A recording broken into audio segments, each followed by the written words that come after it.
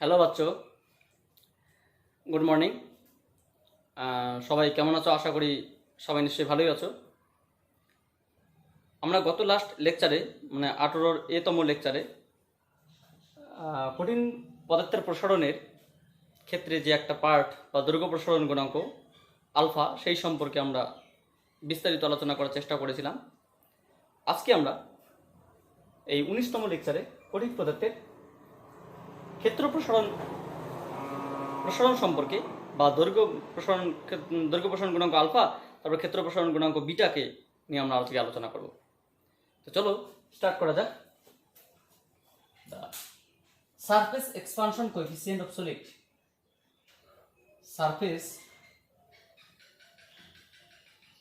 Surface expansion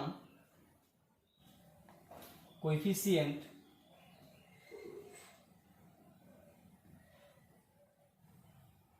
of solid. It is denoted by Greek letter beta.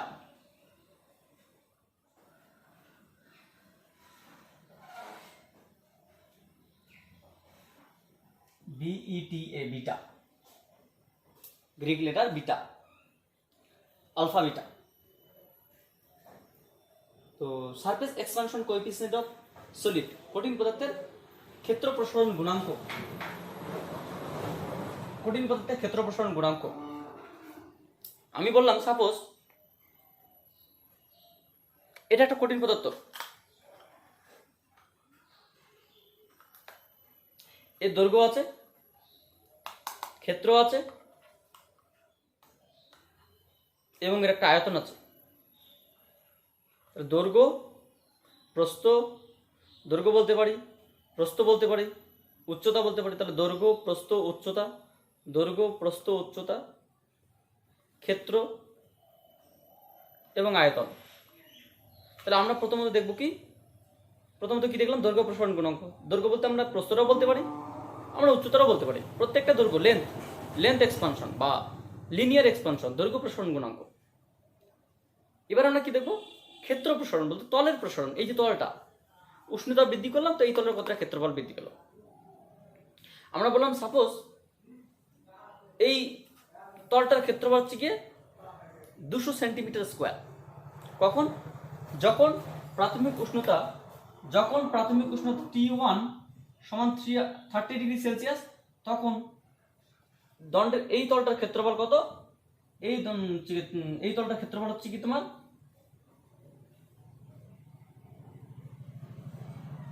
250 semi square. এবার উষ্ণতা বৃদ্ধি পেয়ে এই দণ্ডটাকে আমরা একটা বার্নারের উপর রেখে দিলাম, যে বার্নারের ফলে কি হলো? এই দণ্ডটা পুরোটাই প্রসারিত হয়ে গেল। তাহলে পুরোটা যদি প্রসারিত হয়, তাহলে এমন একটা বার্নারের মধ্যে রেখে দিলাম যে এই দণ্ডটা পুরোটাই প্রসারিত হয়ে গেল। তাহলে পুরোটা যদি প্রসারিত হয়, তাহলে কি দৈর্ঘ্য বৃদ্ধি পাবে, প্রস্থ বৃদ্ধি পাবে, উচ্চতা বৃদ্ধি পাবে, তার সঙ্গে সঙ্গে ক্ষেত্রগুলো প্রসারিত হবে। আমরা বললাম একটা দণ্ড, আগে দণ্ডের এই পার্টটা এরকম ছিল, এবার উষ্ণতা বৃদ্ধি গেলে কি হবে? এই পার্টটা দৈর্ঘ্য বৃদ্ধি পেয়ে এদিকে হবে, এতটা হবে, এটা দৈর্ঘ্য বৃদ্ধি এতটা হবে, এটা দৈর্ঘ্য বৃদ্ধি এতটা হবে, এটা দৈর্ঘ্য বৃদ্ধি পেয়ে এতটা হবে। অর্থাৎ ফাইনালি কি হলো? ফাইনাল হচ্ছে আমাদের এতটা ঘটনা ঘটলো। অর্থাৎ হচ্ছে এই তলটা কি হলো? এবার এই তলে কনভার্ট হয়ে গেল, এই তলে কনভার্ট হয়ে গেল, অর্থাৎ তলটা প্রসারিত হয়ে গেল। এই তলটা কি হলো? প্রসারিত হয়ে গেল। কি আসলো?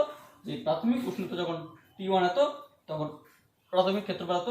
যখন অন্তিম উষ্ণতা T2 সমান 330 ডিগ্রি সেলসিয়াস, তখন অন্তিম ক্ষেত্রফল কত? অন্তিম ক্ষেত্রফল সাপোজ ধরে না তোমার 260 সেমি স্কোয়ার। তাহলে 300 ডিগ্রি সেলসিয়াস উষ্ণতা বৃদ্ধিতে ক্ষেত্রফল কতটা বৃদ্ধি পেল? 10 সেন্টিমিটার স্কোয়ার, 10 সেমি স্কোয়ার ক্ষেত্রফল বৃদ্ধি পেল। তাহলে এবার প্রশ্ন হচ্ছে কি, 1 ডিগ্রি সেলসিয়াস উষ্ণতা বৃদ্ধিতে 1 সেন্টিমিটার স্কোয়ার ক্ষেত্রে, এটা তো 200 সেমি স্কোয়ারের মধ্যে এতটা ঘটলো, 200 সেন্টিমিটার জন্য এতটা ঘটলো উষ্ণতা বৃদ্ধি, এতটার জন্য 1 সেমি স্কোয়ার ক্ষেত্রফলে একক উষ্ণতা বৃদ্ধির জন্য যে পরিমাণ ক্ষেত্রফল বৃদ্ধি ঘটবে তাকে বলা হবে ক্ষেত্র প্রসারণ গুণাঙ্ক বা সারফেস এক্সপানশন কোএফিসিয়েন্ট, যেটাকে আমরা বিটা দিয়ে প্রকাশ করব, যেটাকে আমরা এস বলছি। তাহলে এটাকে আমরা যদি ডেফিনেশন বলি, প্রথমত কি আসবে? ডেফিনেশন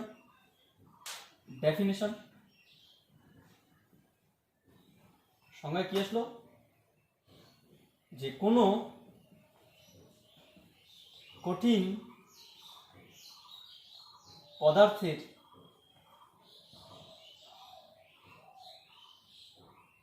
প্রতি একক ক্ষেত্রফলের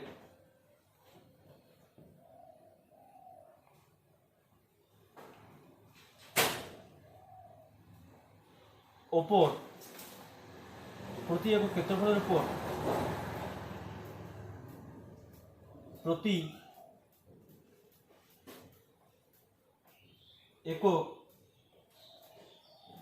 উষ্ণতা বৃদ্ধির জন্য যে পরিমাণ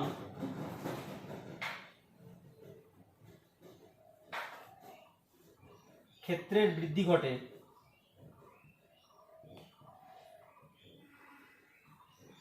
তাকে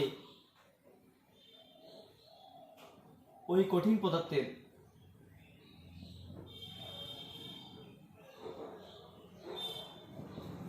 ক্ষেত্র প্রসারণ গুণাঙ্ক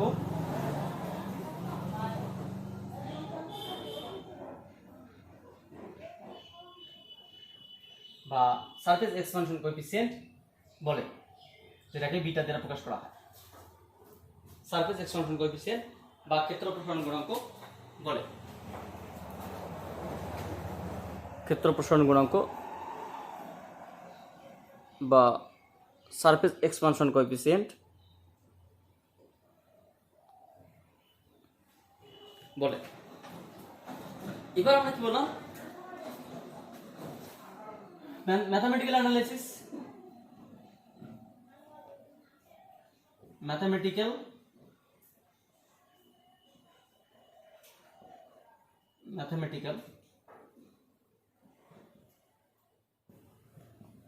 অ্যানালাইসিস।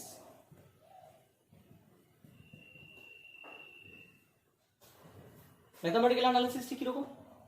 ম্যাথমেটিক্যাল অ্যানালাইসিসটা আমরা বলতে পারি, ধরা যাক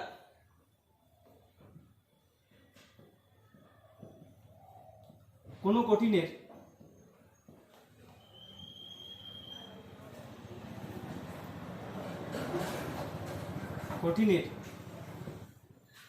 যখন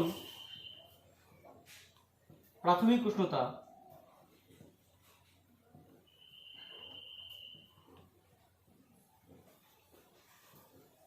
T1 তখন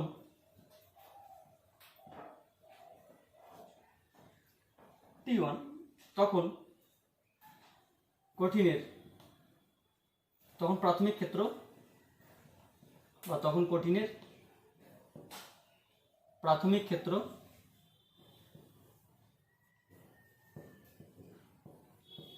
ক্ষেত্রফল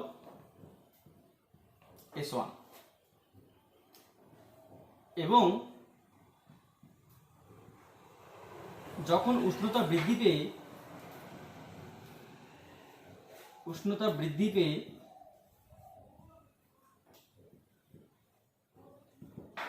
অন্তিম উষ্ণতা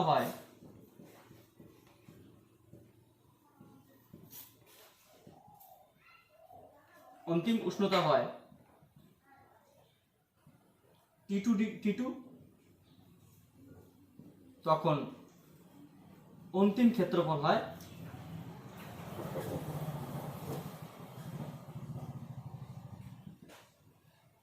S2। সুতরাং আমরা কি বলতে পারি, সুতরাং কঠিনের উষ্ণতা বৃদ্ধি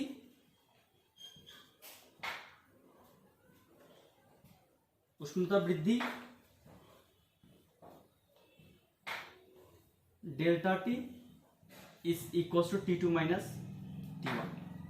কঠিনের ক্ষেত্রফল বৃদ্ধি বা ক্ষেত্র বৃদ্ধি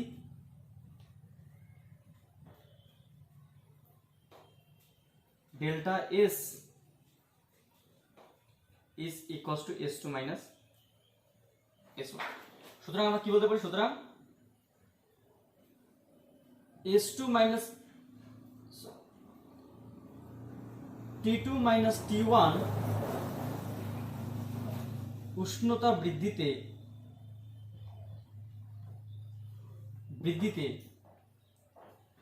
S1 প্রাথমিক ক্ষেত্রের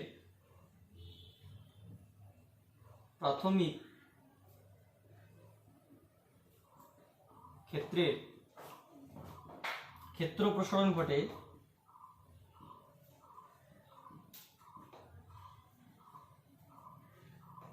S2 মাইনাস S1। একক উষ্ণতা বৃদ্ধিতে একক ক্ষেত্রে ক্ষেত্র প্রসারণ ঘটে S2 minus S1 by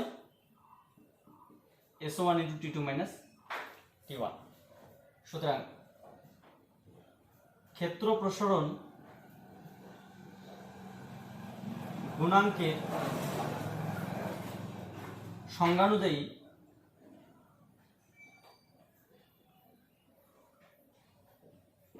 according to the definition of surface expansion coefficient, beta is equals to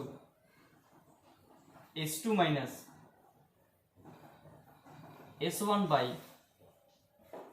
S1 into T2 minus T1. This is the equation number 1.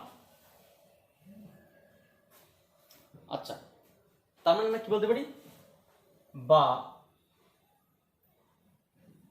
ক্ষেত্র প্রসারণ গুণাঙ্ক বিটা ইজ ইকুয়ালস টু ক্ষেত্রফলের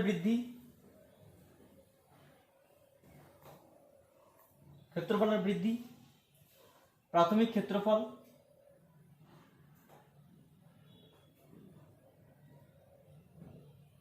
ইন্টু উষ্ণতা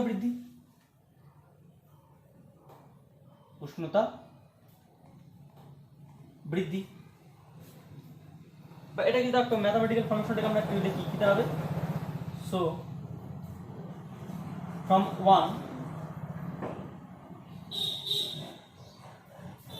এটা equation number 2 বললাম। এখন আমরা কি লিখতে পারি যে S2 minus S1 is equals to beta into S1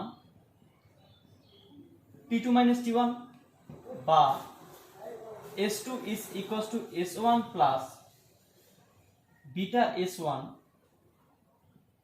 T2 minus T1 বা S2 is equals to S1 into 1 plus beta T2 minus T1. This is the equation number 3. Special case,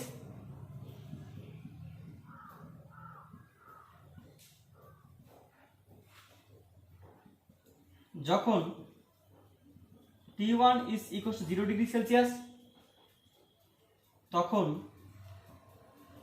S1 is equals to S0।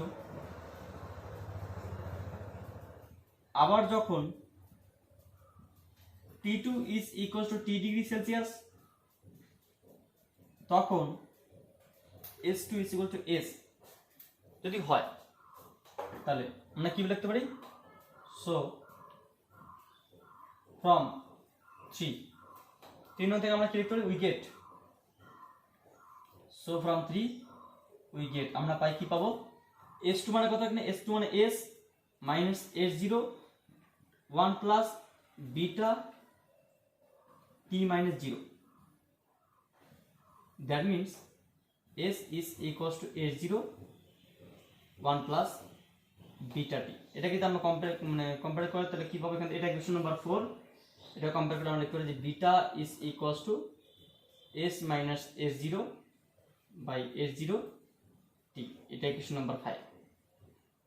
এটা আমরা এর আগেও দৈর্ঘ্য প্রসারণ গুণাঙ্কের ক্ষেত্রে বলেছিলাম। আমরা চাইলে এখান থেকে লিখতে পারতাম S2 মানে S, S0 মানে S1 মানে S0, S0 T2 মানে T minus 0। তাহলে কি আসলো, S0T S minus S1 S0, এটা বলতে পারি।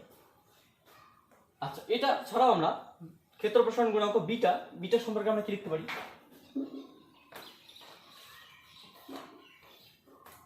ক্ষেত্র প্রসারণ গুণাঙ্ক বিটা সম্পর্কে আমরা কি লিখতে পারি।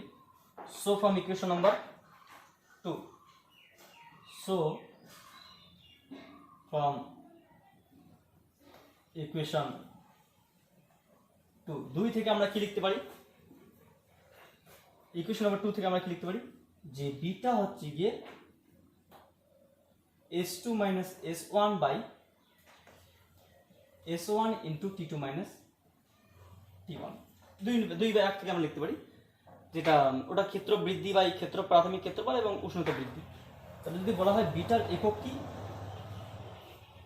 সিম্বল কি, মানে ক্ষেত্র, এটাকে কি বলা হয়, এটা তোমার নাম হচ্ছে কি surface or areal expansion coefficient, যেটা ইউনিট কি, ইউনিট তিনটা। একটা সিজিএস সিস্টেমে যদি বলা হয় তাহলে বিটার একক হচ্ছে তোমার 1/ডিগ্রি সেলসিয়াস, তাহলে ডিগ্রি সেলসিয়াস ইনভার্স। এসআইতে যদি বলা হয় বিটার একক হচ্ছে গিয়ে 1/কেলভিন বা কেলভিন ইনভার্স, এবং এফপিএসতে যদি বলা হয় বিটার একক 1/ডিগ্রি ফারেনহাইট বা ডিগ্রি ফারেনহাইট ইনভার্স। আর কি ক্ষেত্র প্রসারণ গুণাঙ্ক কোন কোন বিষয়ের উপর নির্ভর করে? শুধুমাত্র উষ্ণতার উপর নির্ভর করে। The surface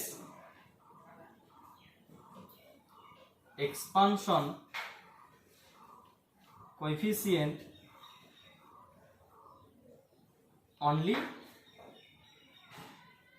depends on its increasing temperature.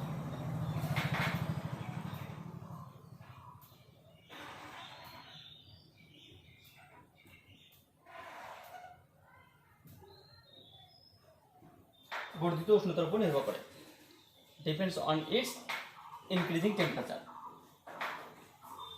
Dimension কি হবে? ডাইমেনশন আর মাত্রা কি হবে? বিটার মাত্রা হচ্ছে গিয়ে, বিটার মাত্রা হচ্ছে তোমার, আর ব্র্যাকেট রাখতে হয়। আমরা কি বলছিলাম যে উষ্ণতা বৃদ্ধির মাত্রা কি? Theta, that means theta inverse, বা এটাকে আমরা কখনো কখনো লিখতে পারি